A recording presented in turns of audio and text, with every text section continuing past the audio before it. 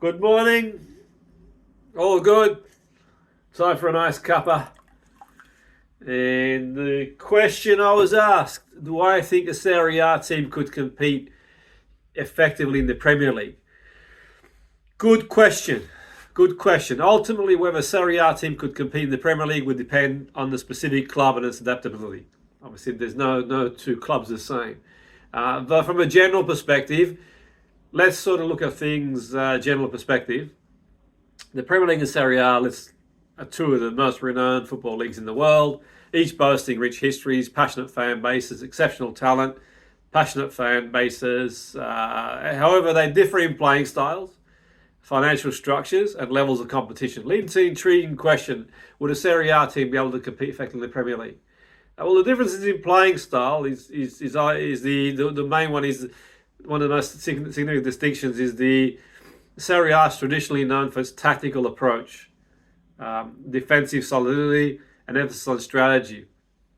Teams often deploy formations that prioritize organisation and counter-attacking football, with a focus on minimising mistakes. In contrast, the Premier League is characterised by that fast-paced, end-to-end, physical demanding matches with great emphasis on attacking play and action. There are exceptions to the rules. These are a general overview.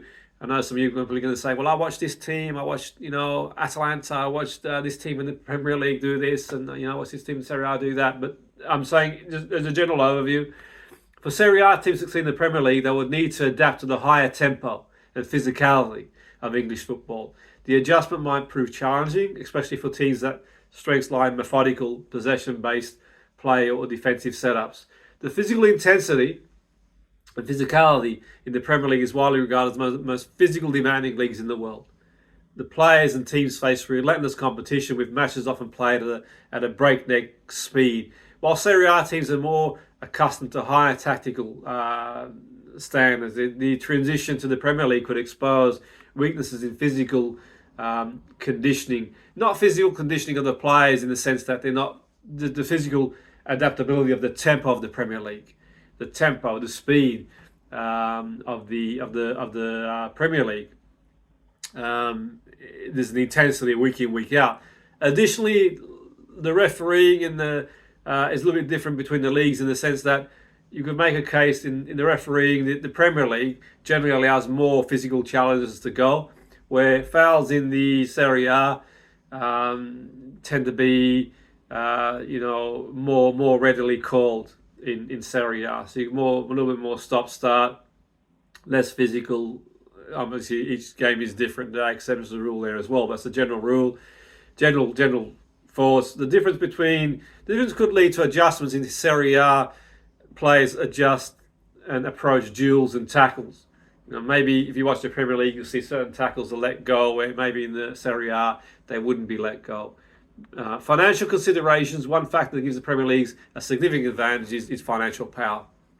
The league generates immense revenue through broadcasting rights, sponsorship deals, and global popularity, enabling teams to attract top-tier talent from around the world. Even mid-table Premier League teams often have budgets that surpass many Serie A teams, and that makes a huge difference, obviously, in sort of attracting players. So Serie A clubs would struggle to match the depth and quality of Premier League squads. There are exceptions to the rule. You probably think, what about Inter Milan? They've got a strong squad. Absolutely, no shadow of a doubt. But if you look at sort of as the league goes down, you kind of see the depth isn't quite there. So, while say an Inter Milan probably has a strong squad now, the financial disparity could hinder the ability for a lot of teams to consistently compete against Premier League teams. Greater squad depth. If you start taking players out of certain teams, take 3 or 4 players out of Atlanta, Napoli, AC Milan, Juve, Fiorentina. You start taking 3 or 4 players out. It's who do you sort of bring in? The squad. And that's even the higher teams. You go like maybe mid-table teams. You take 3 or 4 players out, then you are obviously the quality starts to drop. Now, the Premier League's renowned for unpredictability and depth of competition. You could, look, when I say smaller clubs, obviously these clubs are, I've got tradition and the fans of these clubs. So you look at the Premier League, some of the smaller clubs, even in England, say a Brighton, a Brentford, and a Bournemouth, they can compete they generally pose threats to some of the bigger teams. They can play against, the teams like City, Liverpool, and Arsenal, the teams that have been the front-running teams the last few years, and they can give them a game. They can sort of get up there. Look at Nottingham Forest this year. Nottingham Forest is a big club in the sense that they've won the Champions League, or the European Cup, obviously. So they've got a lot of tradition. But in terms of, you look at Nottingham Forest this year in the top four, it shows. And week by week, you're never guaranteed, in the Premier League as much as you are in Serie A. So in recent history, the Serie A has been dominated by a handful of teams. Obviously, you get this year 3 or 4 teams are sort of in the chase, and you have had that. But generally speaking, you can make a strong case. The exception of sort of, Napoli breaking the mould. It's been Juve, it's been Inter. Whereas, you could argue obviously City's been the strongest team in England. But generally speaking, you've got teams like, your Liverpool's this world, your Arsenal this world. Even teams like Nottingham Forest can sort of break into that sort of top 4 as well, the Chelsea. So there is more depth, there's more sort of quality across the league. So they would have to contend with a wide range of playing styles. The Serie A team adapt to facing strong opposition week in, week out. This consistency in competitive matches is one of the defining challenges in the English league. So, whilst the transition will be undoubtedly difficult, we do see Serie A teams do well in Europa League, in Champions League. We've seen them do well.